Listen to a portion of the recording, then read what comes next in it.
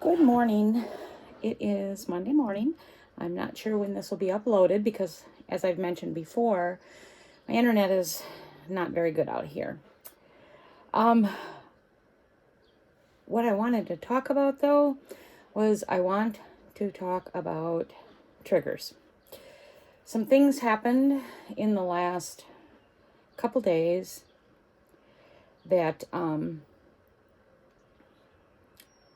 just kind of, well, you know what triggers are. They are things that bring you back to something that happened to you or some experiences you went through at a time in your life. In my case, these triggers bring me all the way back to my childhood with my parents. These particular triggers revolve around alcohol. And what ended up happening is I really can't go into details, but some things happened where alcohol was once again a big issue, a big part of problems in life. And for me, if it's like in my face, I'm too close to it, or I'm surrounded by it, or the people in my life or the person, that's heavily intoxicated is too close to me and says or does things, for me, I'd say 99.9% of the time, it brings me back all the way to my childhood. It doesn't leave me sad. It ends up leaving me very angry. And I thought about it last night. I've prayed about it. I've talked to God about it because I was really angry last night. And I get myself like so worked up that, I feel like I've got to run. And I think that's a reaction too. Like when I was in my childhood and I was being abused or around my parents when they were very, very, very drunk and harming us, your natural reaction is to flee that situation. How can I get out of here? How can I get away from my parents? How can I get away from this? And when we were as young as we were, when this was occurring, we couldn't get away. If we tried to run, our dad always got us. He was in pretty good shape at that time, and he always got us, and the beatings were worse, and the punishments were worse. So you learn to just sit and take it. But anyway, that's exactly how I ended up feeling this weekend. I ended up feeling again like that caged animal, like, here we go. How do I get out of this? How do I remove myself from this? How do I get away from this environment? The one thing I've learned in my life through the things I've been through with alcohol, it solves nothing. It escalates everything. It enhances everything. 99.9% of the time, it'll make it worse. The key, I think, to you've got to be able to control the alcohol, not the alcohol control you. And there are several things that happened to me in the last few days that involved very heavy intoxication. One is a person that I only know from a distance. I know his mother. I know his mother very well. And she's an older woman now, mid-70s. So she's not young. She's not had a perfect life. She's definitely paid her dues. I don't know all of her deep, dark secrets. I think a few were exposed because of this incident. It made me think no less of her. It made me realize that I'm not the only person that has done horrible things that I'm horribly ashamed of. And some I mention and some I don't. But, I felt empathy for the person I felt empathy for this person that was being trashed in a very public forum. I don't think she saw it. I think it was removed by him before she saw it. I held my composure very well, but that was my first trigger. And then there was a couple others. And it all revolved around alcohol. So it was in about a 3-day span. And it just ended up leaving me last night like wiped and angry. And just like at a place like, how do I deal with this? Another thing I've learned with alcohol, You can't reason with someone when they're intoxicated. You can't. It doesn't do you any good to have a conversation with them. It doesn't do you any good to try to stop what's going on. In this particular incident, the person that was had to be over the top intoxicated is in his mid to late 50s. Like I said, I've never met him. I know of him. I know his mother very personally. They're local. But anyway, he went on Facebook and must have been having a bad night. Got himself very intoxicated and then started revealing all kinds of horrible, deep family traumas. And I didn't feel empathy for him. I felt empathy for her because, like I said, these are deep family secrets that don't need to come out in this manner, in a public forum, for the whole world to see. I've known this person for over 20 years, and I've never heard any of these things. So I'm not shocked. I'm not disappointed. I'm not angry. Like I said, I'm saddened for her because these are things that she probably wanted to keep between her and Christ. And, the close ones who knew that you would hope you can trust with your life and your heart that they're going to be kept secret. These aren't things that you parade around in public. They're deep and they're dark and they're ugly. And so anyway, what I did is I woke up in the middle of the night, like I do a lot of nights, and I go on my tablet, and then I saw all this trashy stuff pop up. And I knew right away he was intoxicated because, number one, I know he's an alcoholic. So I knew he was intoxicated. So I went on after he had his rant, and I said, please remove this. You need to speak to your mom in private about this. This isn't something that you put on a public forum. So please remove this. And a little while later, a thing pops up. F you. If you're going to support my mother, F you too. And then proceeded to say a bunch of more things that he claims occurred when he was a young boy, teenager. And again, I just responded, please remove this. Talk to your mother in person. Don't put this on a public forum like this. This is something you need to share with your mom. Again, a big F you comes back if you're going to support my mother, blah, blah, blah, blah. And then I fell asleep. So I woke up in the morning, and of course, as usual, the cowardnesses of these alcoholics, and I do call it coward, it was all removed. So thankfully, I don't think she saw it because she has since been posting, and I think if she knew, she would have messaged me because, of course, it would have been known that I asked him to please remove these things. So I don't think she saw it. He hasn't said anything else to me. I haven't said anything else to him. And she's just continuing on her life the best that she can. So I do think she was spared from that trauma, more pain. And even if these things were true, like I said, it's not something you do on a public forum.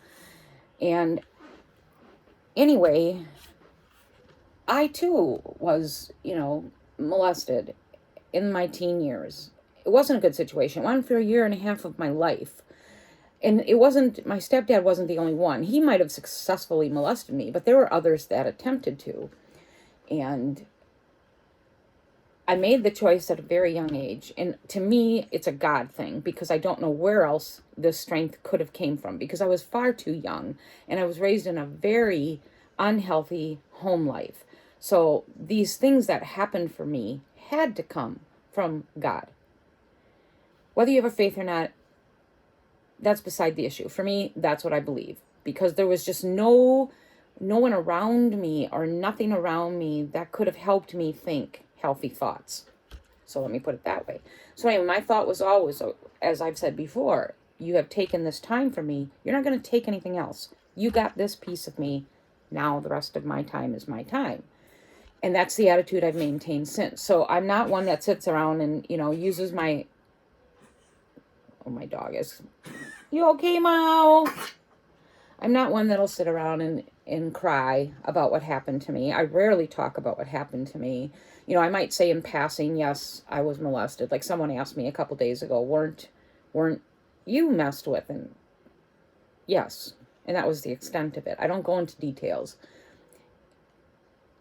50 years after the fact, I have to say, I still find it very painful, traumatic to talk about it, which is why I choose not to talk about it.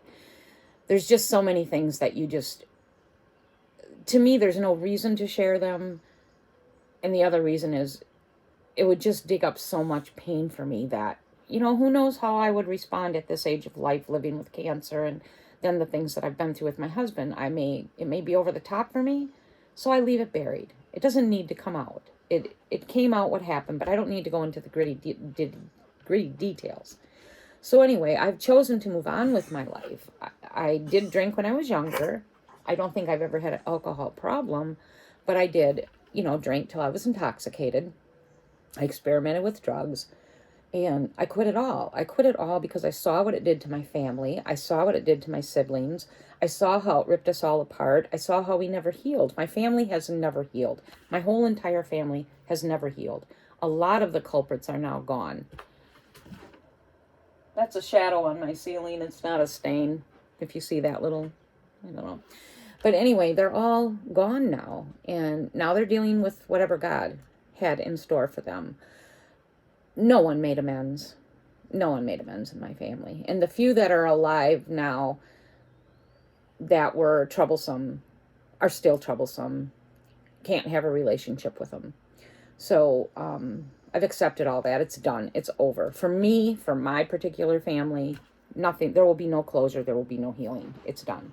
So my healing has to be for me.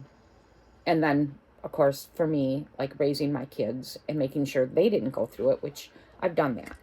So out of my 5 kids, at least as far as I know,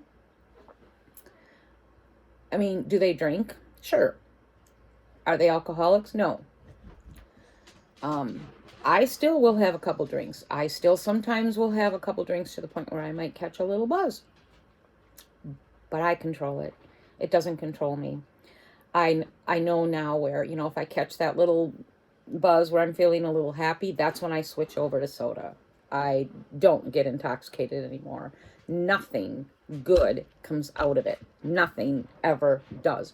And I don't care if people tell you, well, I had a blast last night. Yeah, I got a little drunk, but I danced all night and I did this. Believe me, somewhere along the line, you were inappropriate. You don't need to get intoxicated.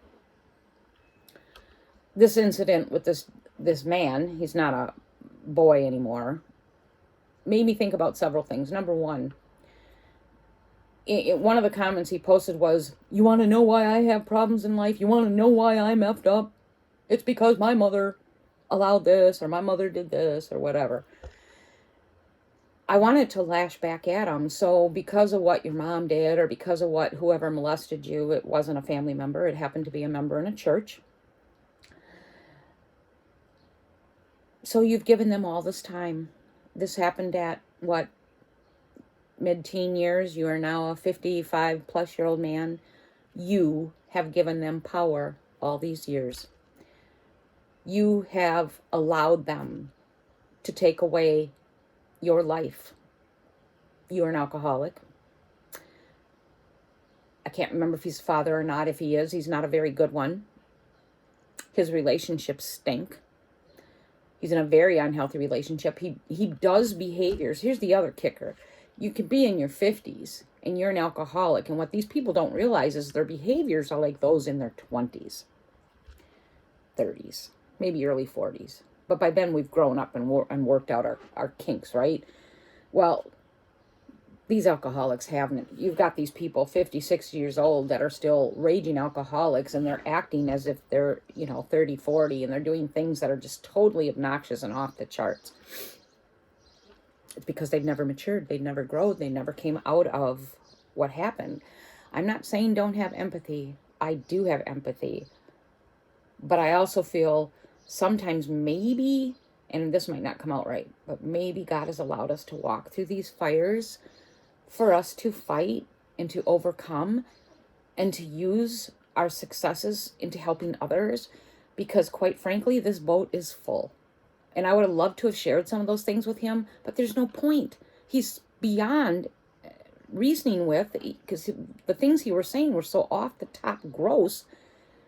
Nothing I could have said would have impacted him. If he ever wants to message me, or if he ever chooses to message me privately when he's sober, I surely would talk to him. But I won't talk to a person that's intoxicated. It's not a waste of it's a waste of my time. And there were some other incidents too this weekend that I think what they did was put the frosting on the cake for me. And I ended up just in this very ugly place. I've since prayed about it, thought about it, and I'm better about it. And that's why I wanted to talk about this while it's fresh. Maybe if you know somebody in your life, number one, when there's an active alcoholic doing what they do, don't even try to talk to them. Don't even try. Agree with them. Walk away. Avoid any type of confrontation. Don't get involved and caught up in their conversations of, why they're a drunk, why this, why that. It's a waste of time. Pray that they go somewhere and pass out. And then maybe, like I said, if they approach you at another time, it would be a good time to share with them. But, to me, I find it utterly sad that these people allow the perpetrators to consume their life. They live rent-free in their head. They never come out of it. They're just never successful human beings. They're stuck. That's it. They're stuck. And I never wanted to be stuck. I'm not saying I don't have problems because of what happened to me, because I surely do. Number one, like I said, if I'm around a lot of alcohol and a lot of people are intoxicated, I get very weird. And I have to remove myself from the situation, which I don't always normally do. Sometimes I can't. If I was more mobile, I would get in my car and just leave some places that I've been. Yesterday, I was able to remove myself from one of the situations, and good. There's a few things coming up this summer that I may have to remove myself to, and I will. And I've already promised myself that I won't subject myself to this stuff. It's, if you can't have fun without being blasted drunk, shame on you. Every time a little problem pops up in your life, if you think the answer is to go and get drunk, shame on you. The answer is to confront the problem, deal with it like an adult that you're supposed to be. Like this gentleman, sit down, tell your mom I'm struggling. We need to talk. I need to talk about why this or why that. I know we've done it millions of times, but once again, I'm struggling. Instead of posting it and airing it out in such a public place, it just hurts my heart to think how many people saw that and didn't know these things. But anyway, triggers. I'll never be able to avoid them. The resort that we stay at is a heavy, heavy drinking resort. Maybe most of them are. I don't know. But this one in particular, heavy, heavy drinking. Heavy drinking. Come Thursday night when all the regulars come back, sometimes Wednesday night, but head into Friday, Saturday, it's awful around here. They're all in their cliques. They drink till they're beyond. The driving of the golf cart, speeding, reckless driving, the loud parties, the language, the meanness that comes out of these people. It's ugly. Alcohol can be ugly. I wish we all could get to a place where we control the alcohol and the alcohol doesn't control us. Thank God I always had that mindset that I was going to overcome, not let this stuff beat me down. I wasn't going to be what my mom and dad were, and most of my family for that matter. I wasn't going to be an alcoholic or a drug addict. I wanted better, and the better in me fought for that. And thankfully, my 5 kids were raised without that, and they don't have that crutch. Like I said, I'm not saying they don't drink, but they are learning how to handle life problems in healthier ways. But that's my thoughts for today. I'm going to leave you with that. If you have these experiences in your life, please share with me your thoughts on this, how you handle it. If you struggle with alcohol, share with me how you struggle with it. Because I don't hate people that struggle with alcohol. I hate the behaviors. There's the difference.